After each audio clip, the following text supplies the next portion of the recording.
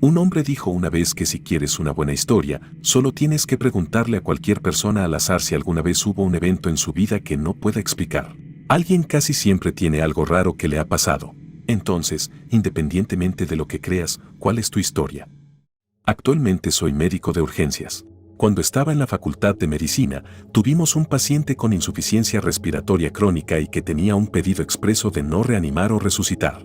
Durante nuestras rondas matutinas, la enfermera nos llamó para revisar sus signos vitales. El paciente estaba más muerto que un tronco, sin pulso, sin respiración, con las pupilas fijas y muy dilatadas, etc. Mi residente me dijo que esta era una gran oportunidad para que confirme mi primer muerto. Escribimos su nota de muerte e hicimos la documentación correspondiente. Una hora más tarde, la misma enfermera nos llama diciéndonos: este tipo está vivo y me está hablando. Efectivamente, el sujeto estaba bien despierto y hablando muchísimo. Fue dado de alta unos días después. Estuve al tanto de él hasta que terminé la escuela de medicina. Vivió al menos otro año y medio. Cuando era adolescente me interesé mucho por la adivinación como una forma de entretenimiento y diversión. Mi mejor amigo me compró un juego de cartas en cuyo frente decía El oráculo de Titania.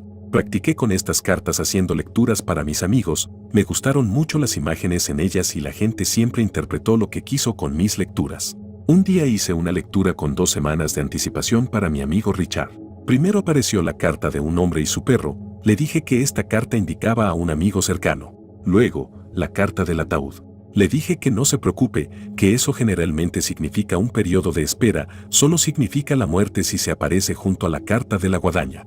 No debería haberle dicho eso ya que la siguiente carta era la de la guadaña. La lectura básicamente decía que un amigo cercano moriría en las próximas 2 semanas. Traté de tener la situación bajo control y le dije que podría significar una nueva fase en su amistad, pero pude ver que estaba un poco molesto por esto. Me sentí horrible, porque esto tenía que ser divertido en teoría. Me encontré con Richard un par de semanas después. Su mejor amigo había muerto. Él y yo nos separamos como amigos después de eso. Fue una horrible coincidencia. Esta anécdota es algo turbia. Sucedió cuando tenía alrededor de 11 años. Mis padres y yo fuimos de viaje a Austria y visitamos un parque temático. Allí había una plataforma para dar saltos, había trampolines de 1, 2 o 3 metros de altura y podía saltar sobre un enorme cojín inflable. Quería intentarlo y subí directamente al trampolín más alto. He saltado de allí unas cuantas veces, pero esta vez estaba aterrorizado. No sé por qué, pero de repente estaba temblando y temiendo por mi vida, era un tipo de miedo profundo que nunca antes había sentido. Mi mente me decía que no saltara, lo cual no tenía sentido porque antes había saltado allí y había sido muy divertido. Así que dejé que una niña detrás de mí fuera primero. Ella perdió la vida. El cojín tenía una fuga y ella se rompió el cuello. Tenía 9 años. Bajé y nunca olvidaré esto. Si hubiera saltado, habría tenido un accidente muy grave y no puedo dejar de sentir que el destino me quería a mí ese día y no a ella. Un amigo y yo vimos a una persona muy pequeña. Esto fue en los años 90, en Inglaterra, en Midlands Occidentales para ser precisos. Había un pub muy agradable a 2 kilómetros de donde vivía mi amigo y la caminata desde su casa nos llevó a lo largo de un canal. Una noche, fui a su casa y caminamos hasta el pub, nos tomamos un par de cervezas, comimos algo y regresamos. No era tarde, era temprano en la noche y todavía había una buena cantidad de luz.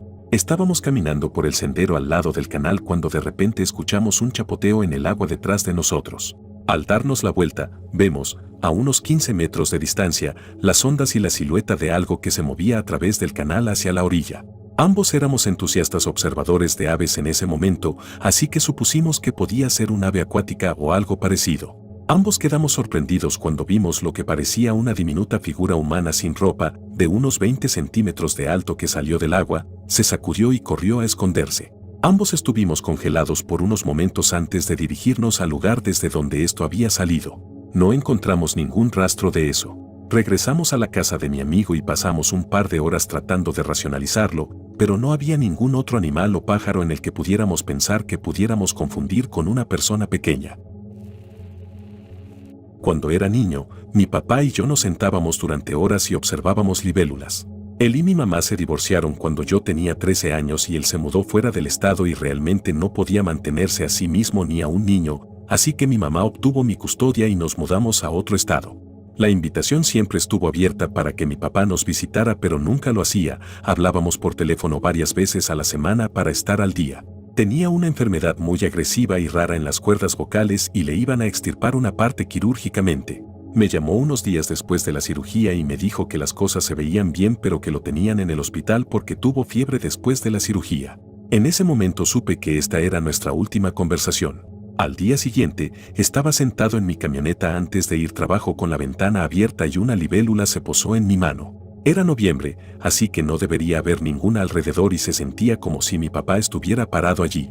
Unos 2 minutos después, recibí una llamada de su amigo que se estaba quedando con él en el hospital y me dijo que había fallecido unos 5 minutos antes de que yo viera la libélula. Contaré esta historia desde la perspectiva de mi padre. Cuando era joven, probablemente de 12 o 13 años, mi familia vivía en un pequeño suburbio residencial. Había una farola justo al otro lado de la calle que iluminaba la ventana de nuestra sala de estar por la noche, así que todas las noches antes de acostarnos mi padre corría las cortinas. Una noche me desperté alrededor de las 2 de la mañana y fui a la cocina a buscar agua.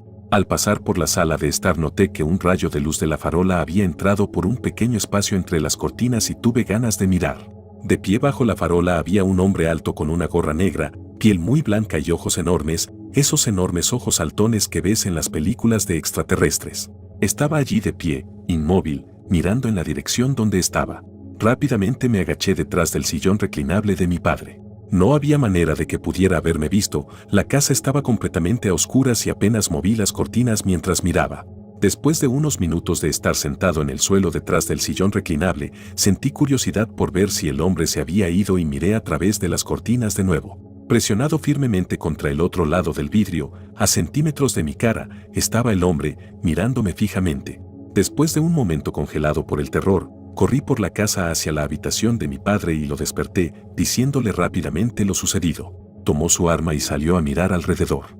No encontró a nadie, pero había un conjunto de huellas frescas en el rocío que se había estado acumulando en el césped. Mi padre me ha contado esta historia varias veces, y aunque le sucedió hace unos 40 años, todavía podía ver la piel de gallina en sus brazos al recordar la experiencia. Lo más raro que se me ocurre es esto: cuando era estudiante de primer año en la escuela secundaria, comencé a interesarme mucho por los psíquicos y esas cosas. Mi amigo me llevó a un puesto de lectura de manos y cartas del tarot en una feria renacentista. Cuando me senté frente a la persona que me haría la lectura, me saludó, luego miró hacia atrás, luego me miró y dijo: «Tienes 4 personas detrás de ti», habiendo entrado yo solo a ese lugar. No recuerdo mucho de la lectura, solo que mencionó violetas africanas, porque uno de los espíritus detrás de mí tenía alguna conexión con ellas. Realmente no le di mucha importancia porque no conocía a nadie a quien le gustaran las violetas africanas y lo olvidé por un buen tiempo. Al año siguiente, fui al mismo stand, con una dama diferente. Mi amigo se sentó conmigo. Me preguntó si sabía algo sobre las violetas africanas. Dije que no. Ella dijo que debería conseguir algunas, porque el espíritu detrás de mí así lo pedía. Dejé la lectura sintiéndome realmente raro, pero de nuevo no le presté atención. 6 meses después, estaba en una venta de garaje con mi papá. Me separé de él para mirar las flores y me encontré con unas violetas africanas. Las compré, las puse en una maceta nueva y las puse en mi ventanal cuando llegué a casa. 2 minutos después, mi mamá entra y me pregunta si compré algo de la tienda. «Violetas africanas», le dije. Mi mamá sonrió y suspiró, luego me miró y dijo: «Sabes, esas eran las flores favoritas de tu abuela. Mi abuela murió hace 9 años, cuando yo tenía 11. Y cuando volví al stand de lectura de cartas al año siguiente, ni siquiera mencionaron las violetas africanas». Sé que no es una historia espeluznante ni nada por el estilo, pero aún así me extraña un poco. Estuve enfermo en casa en una ocasión durante la secundaria. Estaba sentado en la silla de mi computadora jugando esquirín cuando mi perro entró en mi habitación y se acostó mirando hacia la puerta. Estando solo y no siendo una actitud normal del perro, me desconcertó un poco, así que cerré la puerta y volví a jugar. Pocos minutos después, escucho la voz de mi madre llamándome por mi nombre. Me asusté muchísimo porque podía jurar que mi madre no estaba en casa en ese preciso momento. Trato de ser lo más silencioso posible y bajo el volumen de mi televisor hasta el mínimo para asegurarme de no atraer lo que escuché, y pude escuchar más claramente a esa voz llamándome y, de repente, escucho la puerta del dormitorio de arriba cerrarse de golpe. Fui a mi habitación y dormí todo el día en silencio hasta que mi mamá llegó a casa. Le pregunté si había estado en casa antes y lo negó. Fue uno de los momentos más desconcertantes de mi vida. Cuando tenía unos 7 u 8 años, mis padres tenían un complejo de apartamentos que alquilaban cerca de nuestra casa y en uno de ellos vivía una pareja. Los padres de la esposa también eran vecinos nuestros y vivían a una cuadra de nosotros. Solía jugar con el hermano menor de la esposa y pasaba el rato en el departamento de la pareja para jugar con él. Esto fue en fechas del cumpleaños del hijo de la pareja y creo que fue el primero porque recuerdo que estaban haciendo un gran alboroto al respecto y hablando de ello durante semanas. Iban a celebrarlo en la casa de los padres de la esposa, que no estaba tan lejos de mi casa, así que les pregunté a mis padres si podía ir.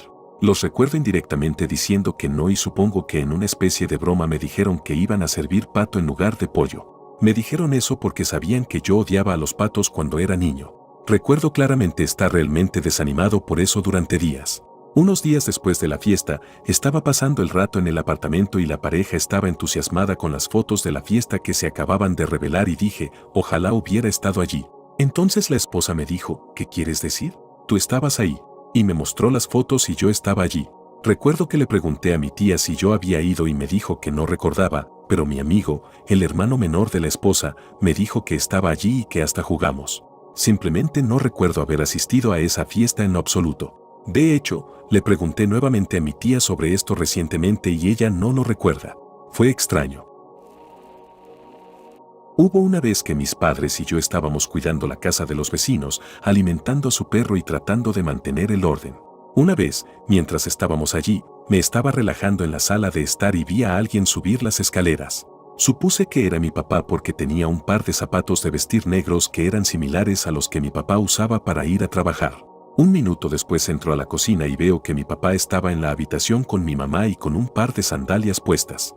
No tengo idea de a quién vi porque no se suponía que nadie más estaría en la casa en ese momento. No robaron nada para cuando regresaron los vecinos, así que dudo que alguien haya entrado. Esta no es mi historia, sino de mi abuela y de mi madre. Yo era una niña, de unos 5 o 6 años. Estábamos de vacaciones en un pueblo costero de Inglaterra y habíamos ido a la playa. Era verano pero estábamos en Inglaterra, por lo que era uno de esos días en los que hacía el suficiente calor como para sentarse en la playa por un rato, pero no lo suficientemente cálido como para ir al mar y tomar sol, así que estaban sentadas viéndome jugar en la arena y me propuse construir un castillo de arena súper grande. Siendo una niña, pronto decidí que necesitaba un foso para el castillo. La playa no estaba ocupada, había otros grupos familiares allí, algunos bañistas solos pero razonablemente espaciados. Volviendo a los hechos, mi abuela y mi madre vieron a un sujeto caminar hacia la playa e inmediatamente sintieron malas vibras sobre él. No sabían por qué. Había algo inquietante en él, a pesar de que se veía claramente como una persona promedia, de entre unos 30 y 40 años, cabello castaño, piel clara, peso y altura promedio, lo único que mi abuela realmente notó fueron sus ojos penetrantes. Lo que sea que eso signifique. Todavía tenían un sentimiento que no podían explicar. El hombre se colocó a unos 6 metros de mí mientras yo jugaba en la arena y mi madre y mi abuela seguían charlando, pero algo en ellas les dijo que no apartaran la vista de este tipo que estaba sentado recogiendo arena y dejándola correr entre sus dedos. Después de un tiempo, él también comenzó a hacer un castillo. En ese momento, algo asustó a mi madre lo suficiente como para llamarme y decirme que nos íbamos a ir a otra parte. Yo estaba enojada porque había avanzado mucho con mi castillo. Lo que mi madre no podía quitarse de encima era la sensación de que ese tipo estaba tratando de atraer mi atención haciendo actividades infantiles. Se sentía como si estuviera siendo paranoica. De todos modos, el resto de nuestras vacaciones en la costa transcurrieron sin problemas. No lo volvimos a ver. Es decir, hasta 1 o 2 semanas después, cuando lo arrestaron.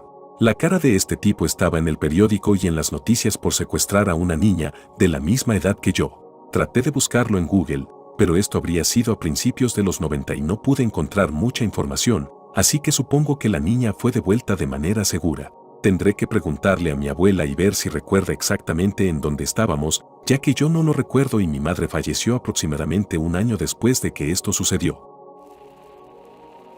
Mi novia y yo tuvimos un escorpión emperador durante unos 5 años. Su nombre era Abrazaderas. Un día, después del trabajo, lo revisamos y lo encontramos muerto. Inmóvil, no había comido su comida que le dejamos hace unos días, no respondía al tacto ni nada.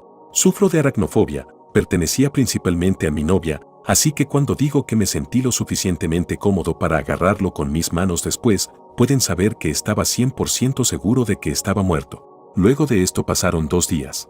Le habíamos comprado una caja pequeña para enterrarlo. Antes de hacer eso, mi novia lo agarra con cautela, se despide y le da un pequeño beso. No bromeo, en el momento en que ella lo besó, él comenzó a retorcerse. Él despertó. Ella había reanimado a este escorpión con un beso ante mis propios ojos. Terminó viviendo durante aproximadamente otro mes antes de morir otra vez.